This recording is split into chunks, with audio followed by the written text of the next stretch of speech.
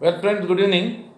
In episode 3 of this International Dimensions of Company Law, I take you to section 186 of the Companies Act on investments, and then the role of company secretary under 205, then secretarial standards under 118 and 205. Then, friends, there are provisions with regard to encourage wider participation of shareholders in general meetings.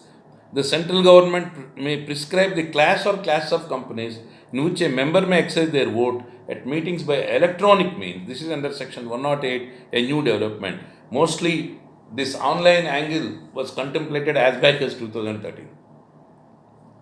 Even in courts now, video conferencing was there several years onwards.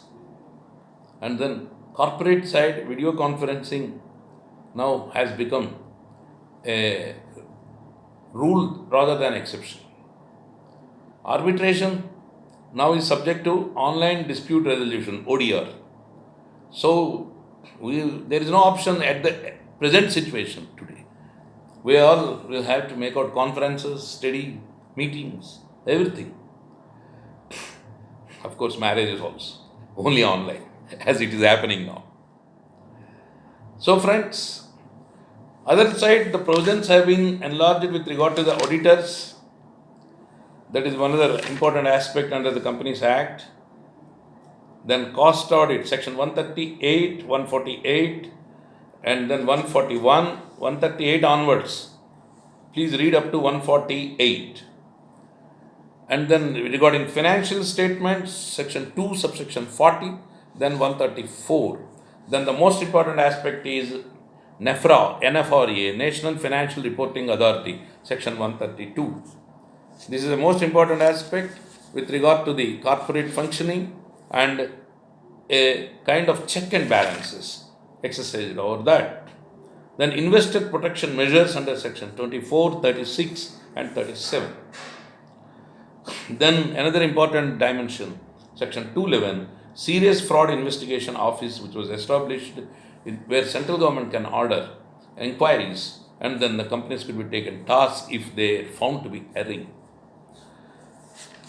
Like this, friends, there are other provisions like prohibition of insider trading under section 195, stringent penalty provided for fraud related offences under 447, inspection, inquiry and investigation 221 and 228.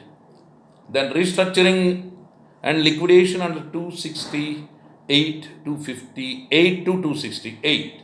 Then company liquidators under section 275. I am giving the headlines, I am giving the topics. You can download and then study further. I am strictly in the examination point of view. This is not a general lecture. This is a micro level study with regard to specific provisions pertaining to this international dimension. What I just told you in these 3 episodes, consolidate and write also, that would be enough for the examination point of view. Then professional assistance under section 291 to the liquidators and compounding of certain offences under 441. Now Companies Act now proposing to abolish several offences in fact. Then the most important aspect, the National Company Law Tribunal, of course, 408, 410. Then special courts 435, 436. Then most important 442, mediation and conciliation panel. A provision has been made out for mediation and conciliation. Then friends, international dimension under section 234, it has allowed cross-border mergers with any foreign company. The cross-border merger may be made between companies registered under this act and companies incorporated under jurisdiction of such countries as may be notified by the central government. This is international dimension. Then 247, section 247, registered valuers has been provided. Then 462, power was granted to the central government to exempt class or classes of companies from provisions of this act. Then adjudication of penalty under 454. So these are all the subjects, friends, and you can download the foreign law also, that is Singapore, UK, US, Canada, Australia, Japan, Germany. It is available. You can make a comparative study and then you can prepare a brief answer for this 20 or 25 marks questions and then make out if at all this question comes in the examination.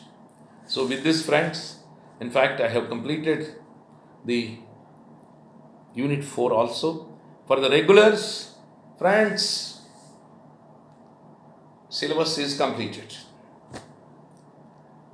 Incidentally, the same thing which has been provided to the regular students, is extended as a courtesy to the private candidates also.